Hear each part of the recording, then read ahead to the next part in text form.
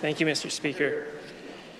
It is with deep gratitude that I rise today to deliver my maiden speech in this esteemed chamber. There are many who I wish to thank and acknowledge, but I first want to thank and acknowledge my Creator. To God, my Creator, I say, you are first, you are all, and you always will be. I also want to acknowledge that we are on Treaty 4 territory. Mr. Speaker, it is truly an honor to stand in this chamber and represent my amazing and incredible community, the Yorkton Constituency. I want to thank my constituents for the faith and trust they placed in me, and today I want to honor them. I want to honor Yorkton. Mr. Speaker, my wife and I owe so much to the people of Yorkton. 8 years ago, we made Yorkton our home and have been blessed by the friends we've made and the many individuals, families, and couples who have brought so much richness to our lives. This is exactly what one can expect to find in the Yorkton constituency. It is a community where business owners take care of you like family.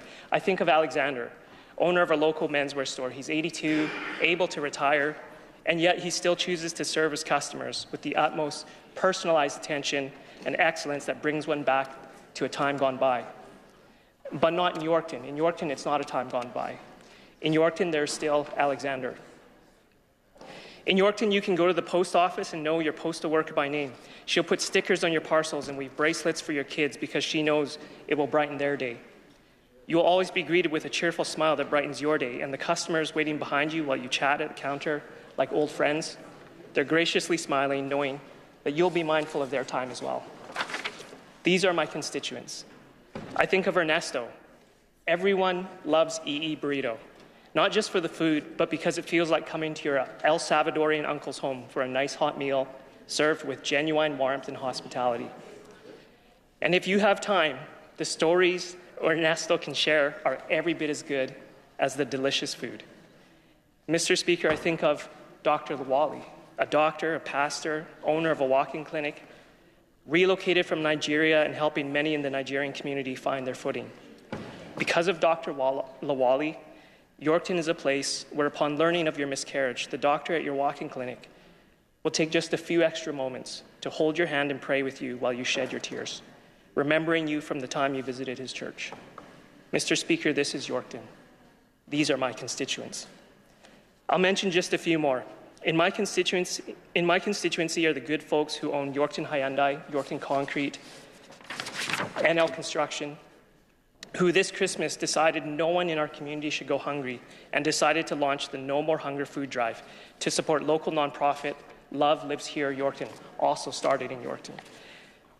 And Love Lives Here has this wonderful Love Bus ministry, which serves our homeless population with hot meals made and delivered with love. These local businesses, like so many others, give and give and give and give back to the community that they're part of. And there's so many other businesses that I could mention. The business community in Yorkton is so generous and so supportive of our sports teams, our events, our Christmas parade. And this is Yorkton. Mr. Speaker, my constituents are people like the lady who told me plainly, I'm not voting for you, but thank you for knocking on my door, and I really commend you. Or the grandmother who did not want to talk to a politician but ended up sharing her concerns about her grandson's struggle with depression. These are my constituents. I think of the young man I met at the doors who overcame addiction, choosing to focus on the positive, going to work every day because he wants to be a good father and provide for his 3-year-old son, something that he didn't have growing up. I think of the healthcare workers who are incredibly passionate and committed to their work, their patience, and their professionalism. I think of the teachers I met, many of whom wanted to give me an earful, all of whom did their jobs from the heart. I think of the many new Canadians carrying hopes and dreams, wanting as a payoff for their sacrifices, nothing more than for their children to have better opportunities than they did to succeed. I think of the discouraged men working hard labor, hurting from inflation, wishing with every bone in their body that Trudeau would just please go. Mr. Speaker, I believe most of those men voted for the Sask party.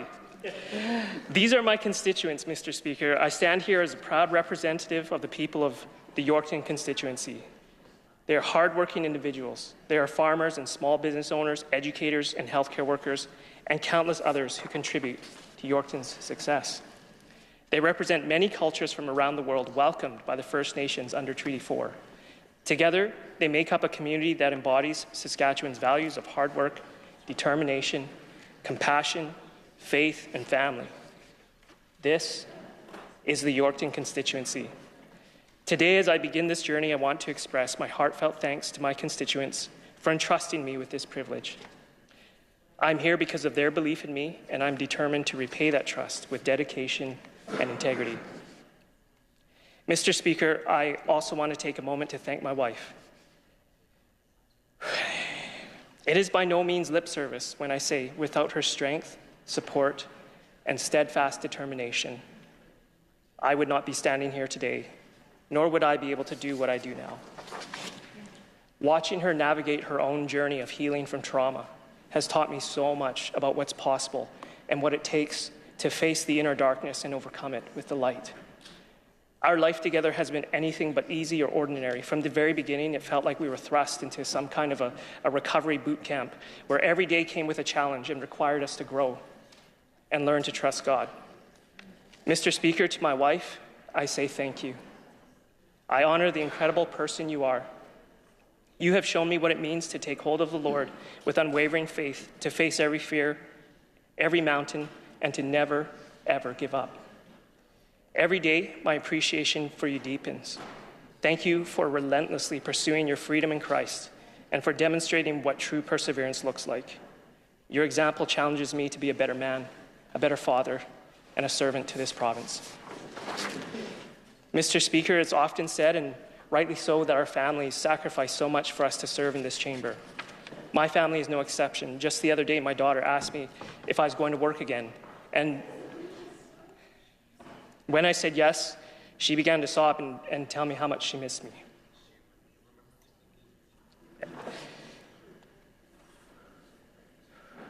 That moment broke my heart, but it also reminded me of the incredible role my children play in this journey. So, Mr. Speaker, I want to take an opportunity to honor my children as well. To my daughter, Shalom, you're my firstborn, and I'm so proud of you. Your name means peace. Peace that comes from wholeness within when there's nothing lacking and nothing broken. Already at 7 years old, your light shines bright. You, your sister, and your brother are my inspiration.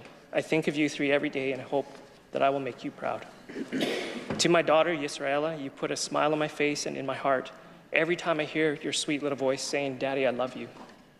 You are both strong and tender-hearted, and Daddy loves you right back. I love you more than you could know. To my newborn son, Josiah Konaniah, though you are still a baby, you are born to be a king who serves from humility and love and in reverence for the King of Kings. I love you, my son. Grow in wisdom and favor. I am so happy and grateful you are here. I could never have imagined how much joy you would bring to our family.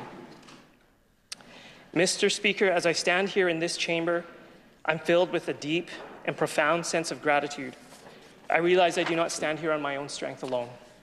I'm standing on a foundation that was laid here by all those who have come before me and who have stewarded this assembly to be passed on to the next generation.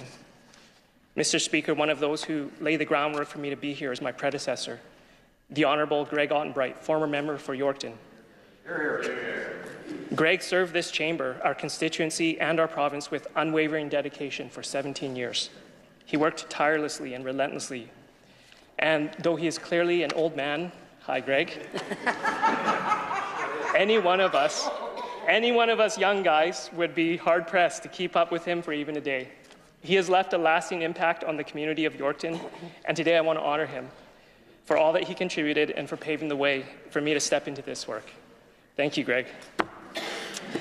Mr. Speaker, my gratitude also extends to the Saskatchewan Party and their transformative leadership that reshaped this province into a land of opportunity. You see, I'm not originally from Saskatchewan. I was born in BC, and I vividly recall visiting Saskatchewan in 2003. I was here for a conference, and at that time, the sense in the air, the atmosphere was it just seemed so stifled and depressed. And, the economy felt stagnant, development was lacking, housing prices Unbelievably low. I remember my friend showing me houses for sale in Saskatchewan, 25,000, 30,000. And at that time, even for BC standards, that was it was unbelievable, a house for $30,000. But even at that price, no one wanted to come to Saskatchewan, even for housing at that low price. And this reflected the stagnant demand, the reality that Saskatchewan was not seen as a place of opportunity at that time. But when I returned in 2009 to help my parents move here, and again, when I moved here in 2016 and made Saskatchewan my home, the difference was striking. Under the leadership of the Saskatchewan Party, the province was buzzing with progress. Development was everywhere, the economy was thriving, and there was a palpable sense of optimism in the air. Mr. Speaker, the Sask Party government put Saskatchewan on the map. Today, Saskatchewan is the place to be. People want to move their families here. This is because of the responsible, reliable leadership of the Saskatchewan Party government over the past 16 years and the positive vision they embrace and continue to embrace for this province.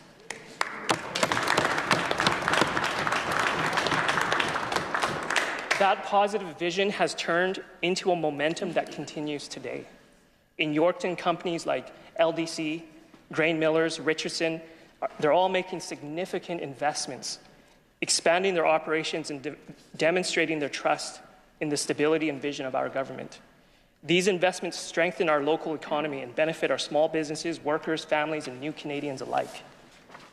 During my campaign, I had the privilege of hearing the stories of the people in my community, their hopes, their struggles, their dreams. One young couple shared how the graduate retention program enabled them to save for a down payment on their first home, a home where they now raise their 2 children. Graduates today will similarly benefit from the 20% increase to this program that our government will enact with the passing of this throne speech. Another parent told me how much the affordability measures announced in this throne speech would mean for their family, easing the burden of inflation. Mr. Speaker, my community of Yorkton, like many others, also faces its share of challenges. We have experienced a shortage of healthcare providers, and we eagerly await the construction of a new healthcare facility.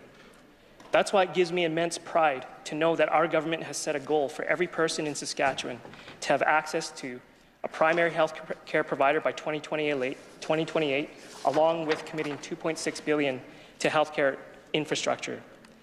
These commitments are not just numbers, they are lifelines for families in my constituency. Similarly, the emphasis on education in this throne speech is deeply meaningful, Mr. Speaker. I think of the many parents who spoke with me during my campaign, in particular the new Canadians. Their top concern was the quality of their children's education. They wanted to see a stronger focus on improving outcomes in math, reading, and writing. I believe these parents and many other parents will be thrilled to hear of our government's focus on improving kindergarten to grade 3 reading levels. It's a step in the direction these parents have asked for, and our government's pledge to increase funding to school divisions and increase support staff will also help to lead to better opportunities for our children. Now, Mr. Speaker, at this point, reflecting on the aspirations of new Canadians, I want to share some of my own family history and how it impacts my presence here today. And I'd like to honor my parents and my grandparents. Standing in this chamber as a member of the Legislative Assembly is deeply meaningful to me on a personal level. Mr. Speaker, I'm proud to be a first-generation Canadian born into a family that sought opportunity, freedom, and refuge on Canadian soil. Both of my parents were born outside of Canada.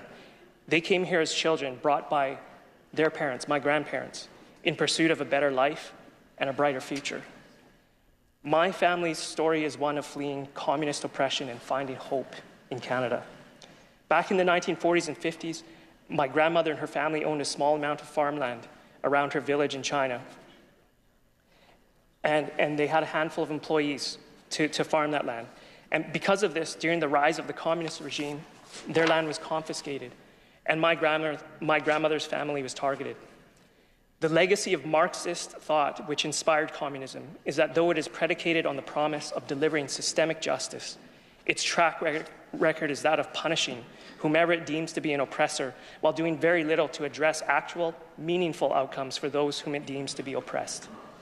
In the case of my grandmother, because her family owned some small amount of land, They were part of the oppressor class. And as Marxist ethics would have it, someone had to be punished for it. Call it reverse oppression. As her father had already passed away, the choice was given. Either her aging mother, herself, or her young daughter. Someone would have to be made an example from her family. So my grandmother offered herself to be the one to endure this Marxist rebalancing of power, rebalancing of systemic power, which included for her being tied up in the center of her village, spit upon, and subjected to physical abuse. My grandmother was subjected to public humiliation, abuse, and torture at the hands of her government. That was the country she was born into.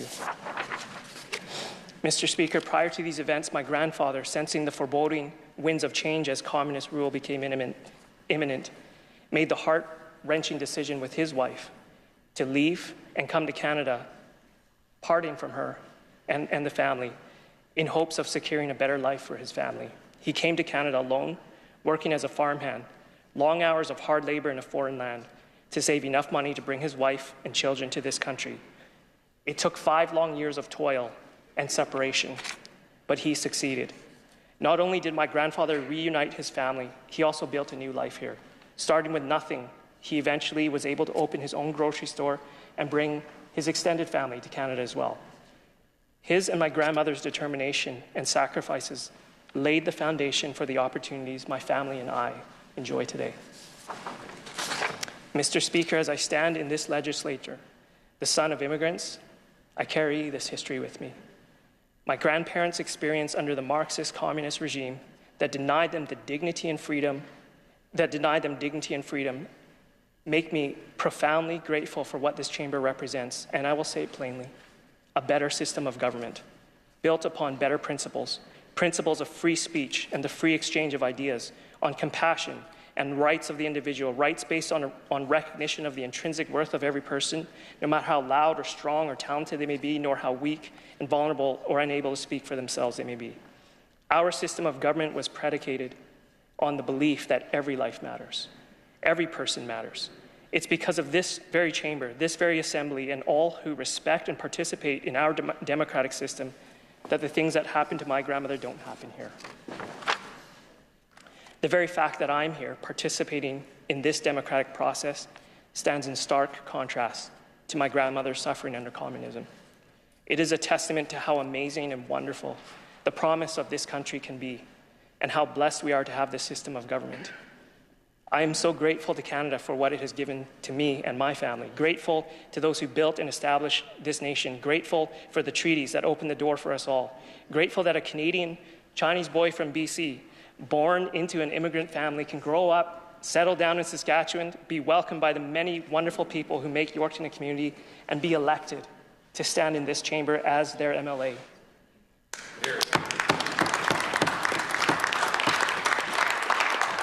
Simply, wow, Mr. Speaker. I am profoundly grateful. This gratitude compels me not only to serve, but to steward what has been given to me. I understand that I'm here because of the sacrifices of my grandparents, my parents, and countless others who believed in the promise of this country, and that I'm standing on the foundation laid by those who stewarded this legislature before me. It's now my turn to honor their legacies, not only by contributing to the betterment of our province, but also by ensuring that the freedoms and opportunities we cherish endure for future generations. I will work diligently to ensure that Saskatchewan remains a place of opportunity and promise, a place that future generations will be proud to call home. And finally, specifically, Mr. Speaker, I am here because of my constituents, and I will never forget that my primary duty is to serve as their voice in this legislature. I pledge to represent their concerns and their stories, to champion their aspirations, and to work diligently to ensure that their needs and their voices are heard. This is not a responsibility I take lightly, and I'm committed to bringing the spirit and values of those who put me here to every debate and decision in this House. Before I finish, I want to give a special thanks to my campaign team, my campaign manager, my financial agent, all those who volunteered countless hours.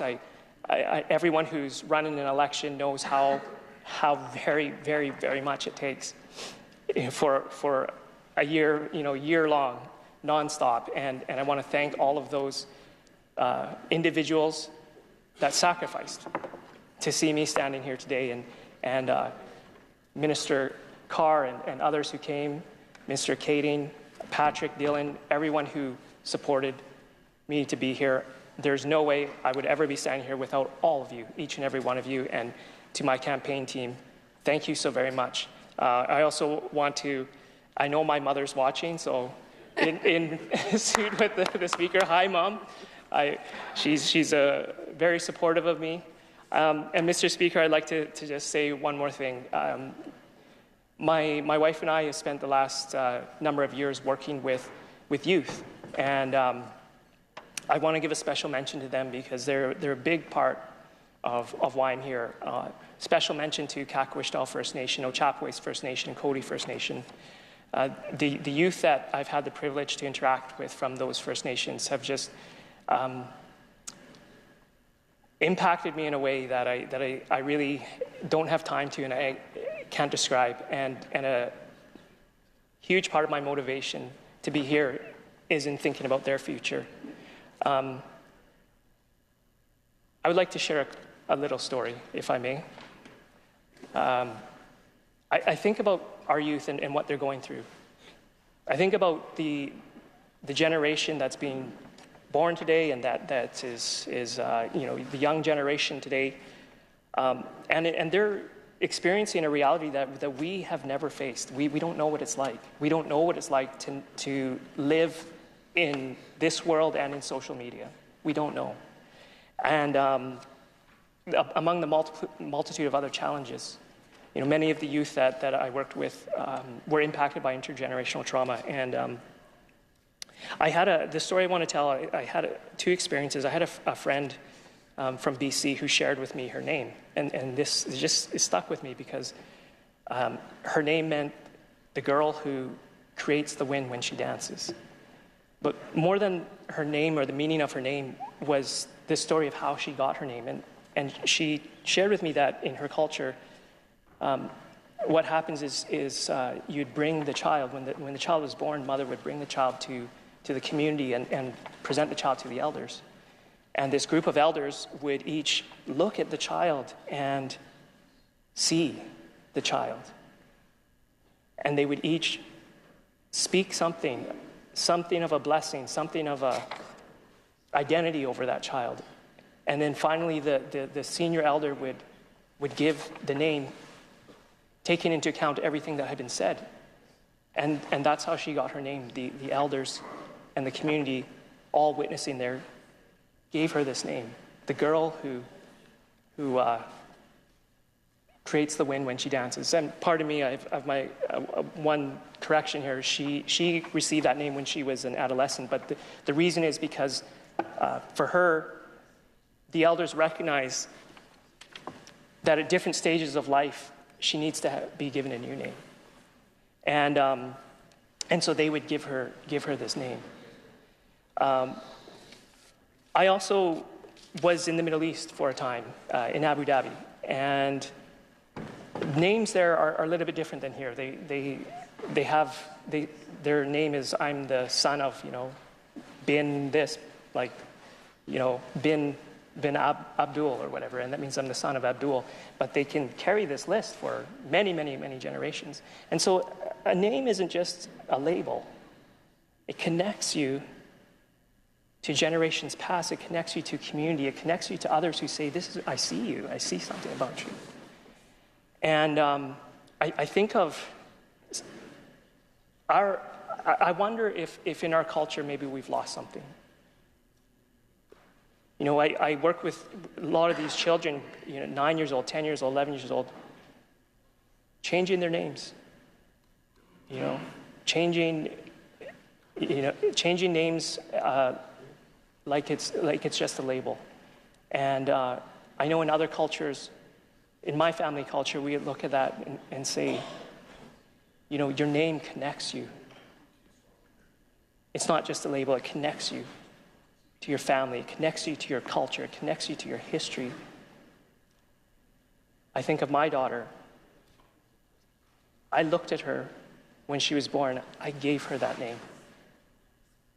And I would be concerned if she were to tell me, I don't want the name you gave me, Dad. I'm going to try a different name, or I'm going to try this name.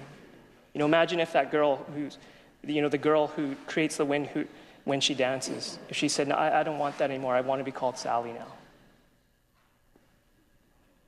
So as I'm here in this chamber, I think of those youth and what they're going through. And I just, my heart is to see our society come around and remember that everything that we do is for the future generation.